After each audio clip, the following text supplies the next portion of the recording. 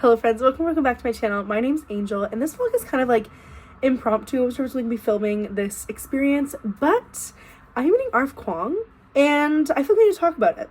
I'm going to use meeting very loosely, actually. I'm going to an event where she's on the panel, so she's going to do like a discussion, I think it's like a Q&A, and then there's a signing afterwards. I went to my first author event back in like November 2024. I remember it was for Sooo and Tan, who I love dearly, and we were sitting there, and I was with a couple girls in line, and they were just like, who has to come here? And I'm like, if R F Kuang ever comes into my airspace, I'm finding a way there. I don't even care. It's like, it's gotta happen. Sorry, babe.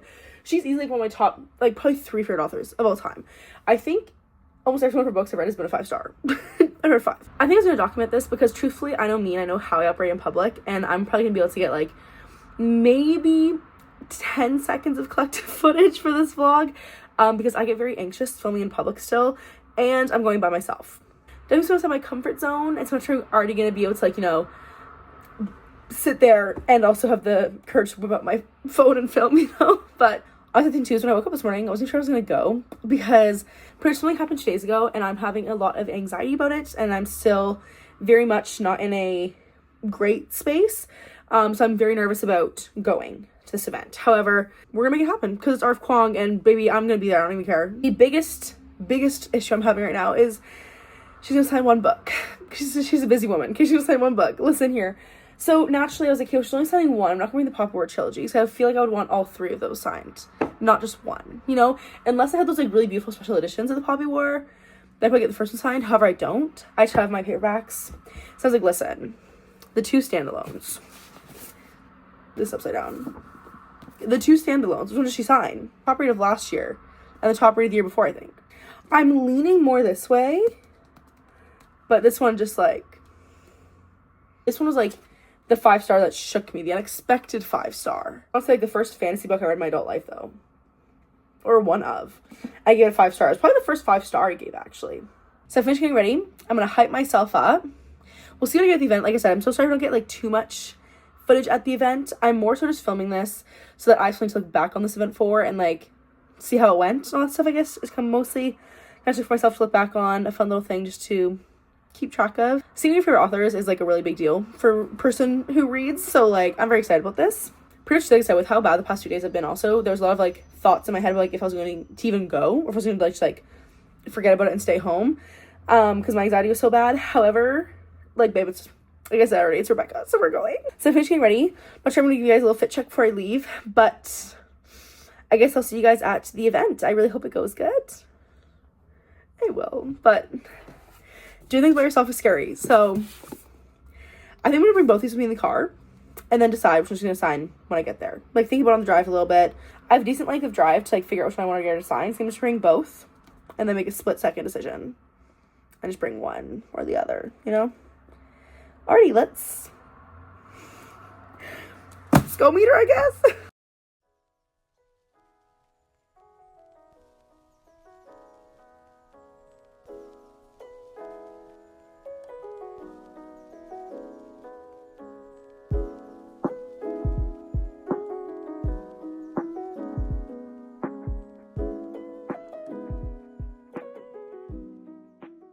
I feel like this is a very hard question to answer because I haven't quite figured it out for myself. I think I'm very hard on myself critically. I don't think any of my work is good. The moment I put something out into the world, I immediately become very frustrated with it, and all I can think about are its flaws. And again, because I'm still quite young, and a lot of my work was written at much earlier stages of my education, all I can think about is, wow, like you were such a baby and you knew nothing, and also your prose is sloppy, so I don't even identify with this work.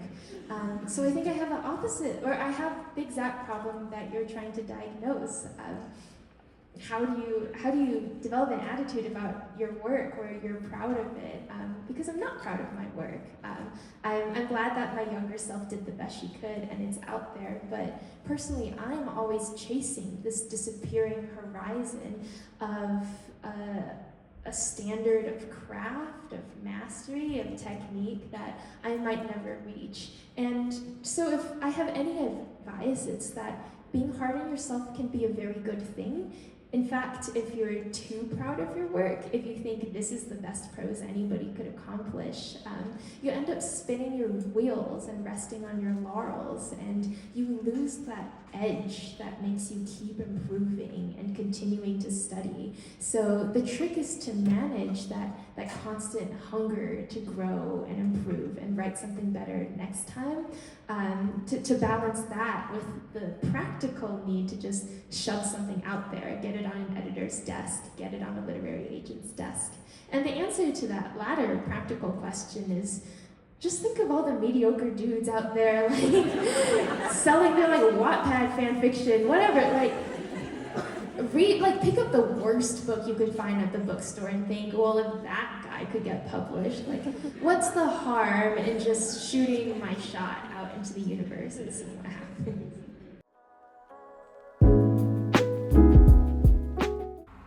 Y'all, I'm back. There's so much I want to say about this. I'm going to try to collect my thoughts like best I can, but this was incredible. So first thing I'm very proud of myself for, same thing I said in my video where I met Kristen Cicerelli, is I went by myself.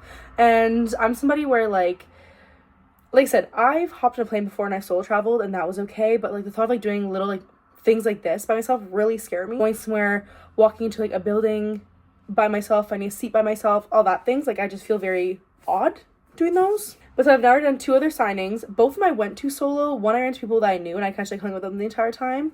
This is my first one I was like traveling for. The other ones were like pretty much in my city. And this one I got my car, drove myself somewhere that I don't normally go. I'm not normally there.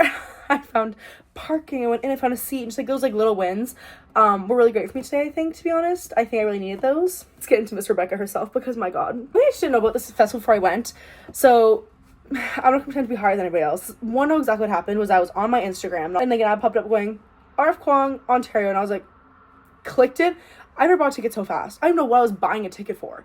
I was like, I'm gonna be there, period. That's like all there is to it. And so it was the Festival of Literary Diversity, which I knew beforehand. Further like research the past couple of days, I was really excited to see that it was actually more writing based. It was like for writers. I thought it was like, and it amazes my own like judgment, but when I just like saw it at first, I was like, oh, it's like for readers. I think it is like half and half. But a lot of the workshops today were actually targeted towards writers, which is really cool. Apologies for this jump scare of an angle, but I am editing this video currently, and I forgot to mention that the festival I was at, like I said, is Festival of Literary Diversity. They have a website you guys can look up. They also had a bunch of virtual workshops as well last weekend that I missed. But I found out the videos are actually live online until June 30th, I think. So if you go to their website, I'll link it in the caption. You guys can go there and watch those if you're interested. There's like some on like self-publishing, like genres, which are like fun stuff for writers. So if you guys are interested in that, like go check it out. So the panel was Rebecca and 2 other writers, and they dove a lot into just like how they craft their stories, the things they want to accomplish with their stories and all those lines. And it was very, very interesting. One of the funniest things I thought when Rebecca said it is that this is what she was saying, she is like a pantser. Like she doesn't really plot her outline much. She said she doesn't really spend much time on like the beginning phases because then she feels like it loses like the magic for her and all that stuff. Like she has to just kind of like dive in, like discover as she goes, or she gets bored. Which like with how intricate these stories and these worlds are, like because I don't even have like a word Bible. She's like, I literally just go in and she's like, oh, and then in Act 1 I'm like, oh, I need some religious background for this guy. Let's make one. And then she like makes it on the spot. Everything. I'm like, genius. Also, this woman, like I said, is getting her PhD. PhD is in East Asian Languages and Literature at Yale. And then also, she was saying how she teaches. Like, she teaches undergrad creative writing. I don't know if that's like a TA or if that's like actually her teaching it, but can you imagine walking to a creative writing class and seeing R F Kuang as your professor?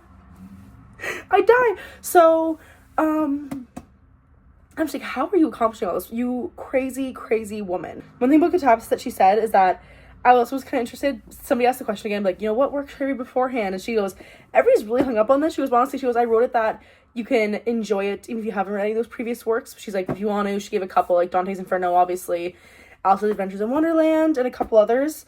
They're like good starting points to read either before, or after, because they're honestly just good pieces of writing. But it was just so much fun. And then they were so efficient with the line, which I appreciated. I made it like a bandit and going to the front of that line. Like, I think it was like learning like 25, maybe.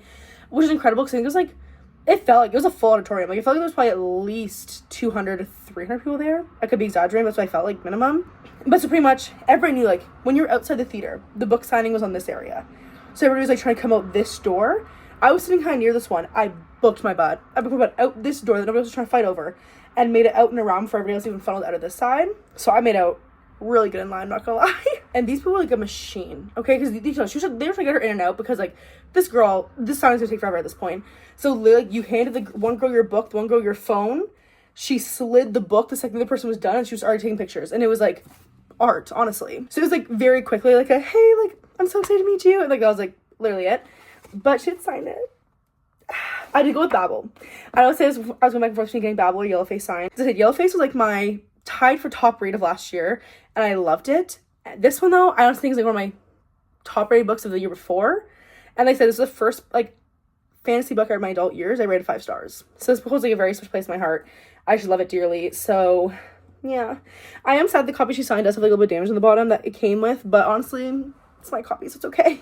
I don't have like too much else to say really. This was like incredible.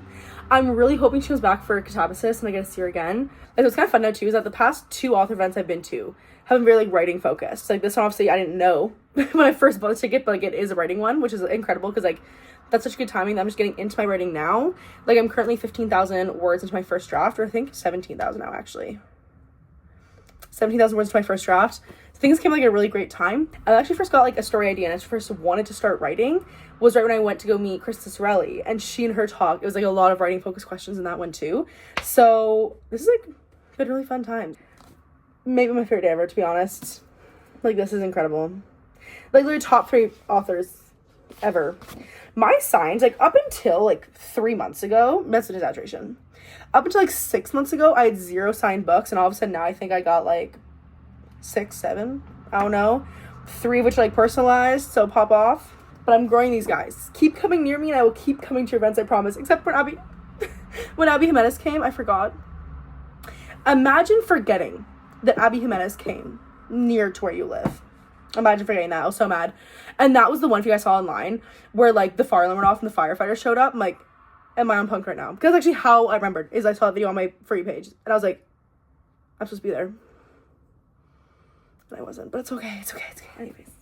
This video is like very impromptu and like not my typical style, and I'm sorry if I wasn't good at vlogging inside. I was very anxious. Like I said, I was by myself, just trying to like function like a human and then also like not film on top of it. But if you guys liked today's video, please do like, comment, subscribe. I'm also on TikTok, Angel's Book Corner, and I'll see you guys in the next video. Bye.